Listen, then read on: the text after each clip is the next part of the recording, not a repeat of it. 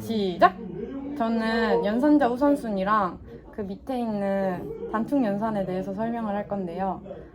먼저 연산자 우선순위는 그 C++에서 표현식이 어떻게 평가되는지를 결정하는 것으로 하나의 표현식이 포함될 때 어떤 연산자가 먼저 실행될지를 정하는 규칙입니다.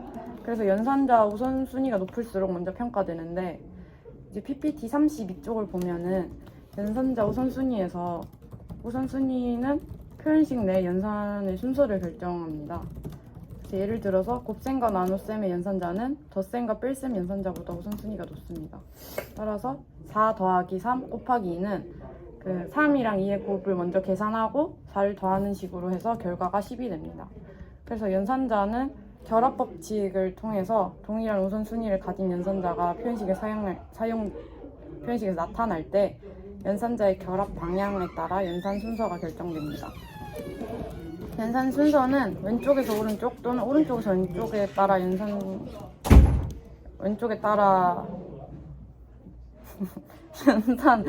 연산의 결합 방향은 왼쪽에서 오른쪽 또는 오른쪽에서 왼쪽에 따라 연산 순서가 결정됩니다.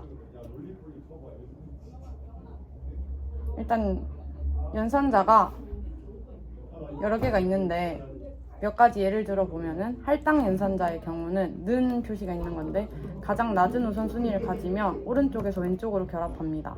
그리고 논리 연산자의 경우는 이제 조건 연산자보다 낮은 우선순위를 가지고 비교 연산자의 경우는 논리 연산자보다 높은 우선순위를 가집니다.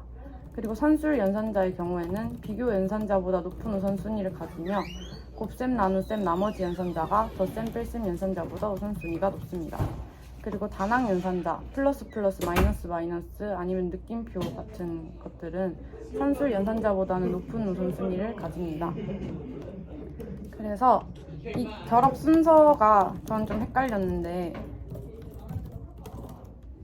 이제 대부분이 왼쪽에서 오른쪽으로 결합 순서가 정해지는데 이제 다항 연산자나 아니면 이제 조건 연산, 대입 연산 같은 경우에는 오른쪽에서 왼쪽으로 결합 순서가 정해지는데요. 그래서 예를 들어서 A는 B, B는 C, B는 O 이런 식으로 식이 있을 때 오른쪽에서 왼쪽으로 평가되므로 B는 O가 먼저 수행되고 그 결과가 A에 할당됩니다.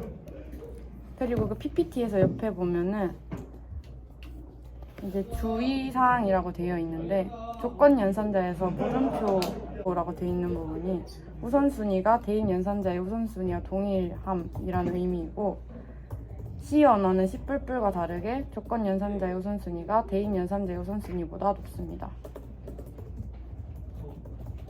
그리고 그 밑에 얘가 두 개가 있어서 그거를 한번 돌려봤는데요.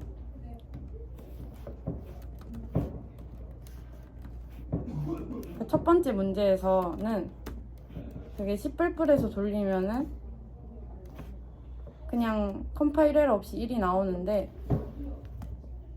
C에서 돌리면은 괄호가 없어서 컴파일러 오류가 발생합니다.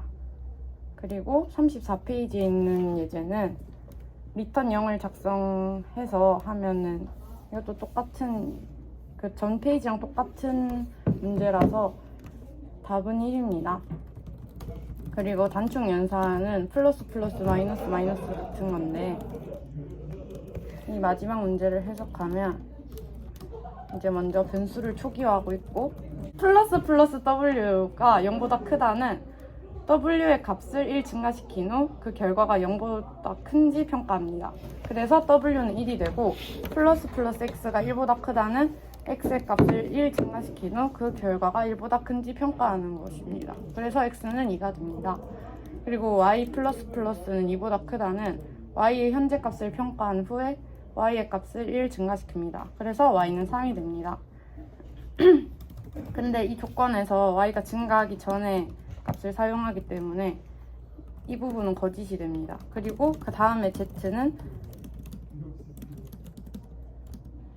그 뒤에 있는 연산자가 왼쪽에서 오른쪽으로 평가되기 때문에 Y가 거짓 조건이라서 어차피 평가를 안 해서 평가되지 않습니다. 그래서 출력문에서 결국 최종값으로는 Z의 값은 증가되지 않았으므로 출력 결과가 1, 2, 3, 3이 됩니다.